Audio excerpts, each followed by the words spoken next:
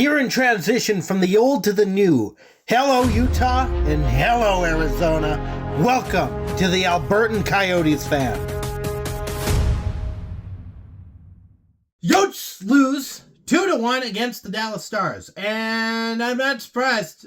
I'm going to tell you right now, I'm not surprised by the result of this one. The Vegas game, that was surprising. 6-0 in Vegas? Yeah, no, that's surprising. 2-1 against the Dallas Stars. Okay, it's a little bit surprising. I thought that the lead would be a bit bigger for Dallas, but I'm still not surprised that we lost. Because for whatever reason, this team, this Utah Hockey Club team, has this strange routine. It kind of blends between curse and ineptitude. I don't know which. I'm leaning towards curse at this point because the alternative isn't great. But you notice, like going into this game or going into any of the other games, excluding Vegas, which has been kind of a bit of an outlier, we tend to have a strong first period, a weaker second period, and then a really strong third period. And that makes sense, right? Because the first period is where you're feeling out the opposition. You're going out there, you're just throwing pucks at the net, you're seeing what sticks, you're seeing what goes in. In Vegas, it was 4 pucks went in the back of the net. And in a lot of other games, that was the same kind of idea. We let some pucks go, and it goes into the back of the net. We get like a 3-0 lead or a 3-1 lead or something like that. We get to the second period, everything falls apart. We get through the second period, hopefully, at the very least, tied. If not, we just gave up the lead, and then we go into the third period, and that's where we make this whole redemption arc.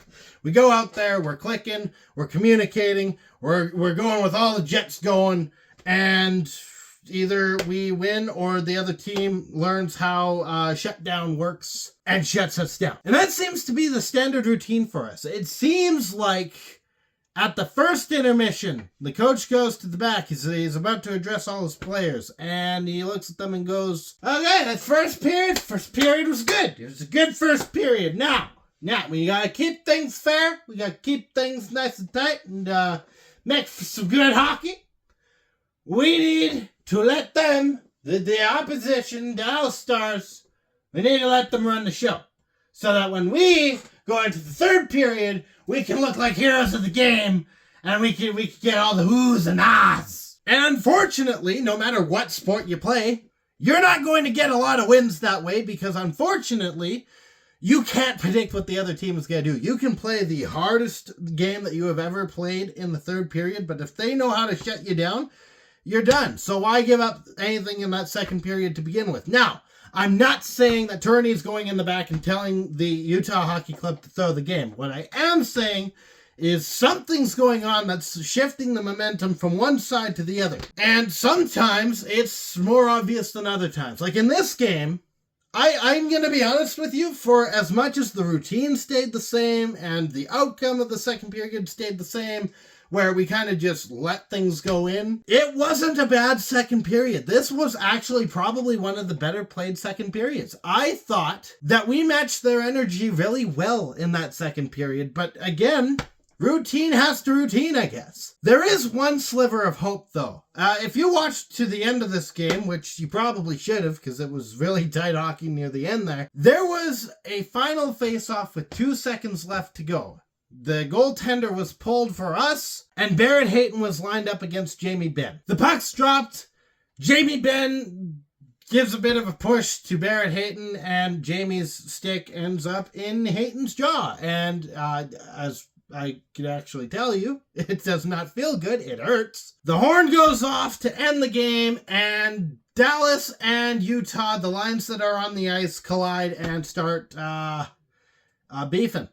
Beefing's the word now. And the reason that I say that that's a bit of a silver lining in this game is because this is the first time, both in this season and last season, that I really saw this team actually lay out some physicality. They are a very technical team.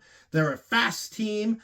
They're not really known as a physical team. Even last year, they weren't a physical team. About the most that you got was how many penalties we got, and anything that was made for like redemption of something bad happening. I keep getting drawn back to the situation. It was a bad situation. Valimaki gets clipped by Nick Cousins, and I think it was Jason Zucker, skates in and creams Cousins into the board. While that's some good physicality, you're not supposed to do that, you're not allowed to do that, he gets suspended, and now that's not good for us, now is it? So if you're going to be physical, if you're going to lay the body, if you're going to send a message, this is the way you do it. And this is the first time I've seen this team actually do it. So the hope would be that going forward, we see more of this. If not the physicality, because, there's a lot of people that'll be like, oh no, I don't want fighting in hockey. Which I can talk about in other videos. We'll probably see something where I'll have to talk about it. We'll get there eventually. At least the mindset is a good mindset to have. So, there wasn't much to talk about in this one. We've got a long break before the next game. 4 days, in fact. 5 days? No, 4 days. On Saturday, it is currently Monday. On Saturday, we play the Buffalo Sabres. And to make matters worse, the break is bad enough.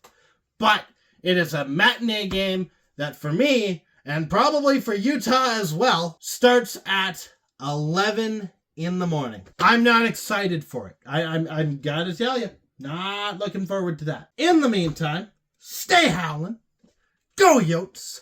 Thank you so much for watching. If you liked what you saw, you can hit the like button, you can hit the subscribe button. There's a couple of different ways for you to show your support. Leave a nice comment if you want. I like reading. Reading is good. Reading is a fun hobby. Share this with your friends. And as always, I'll be back.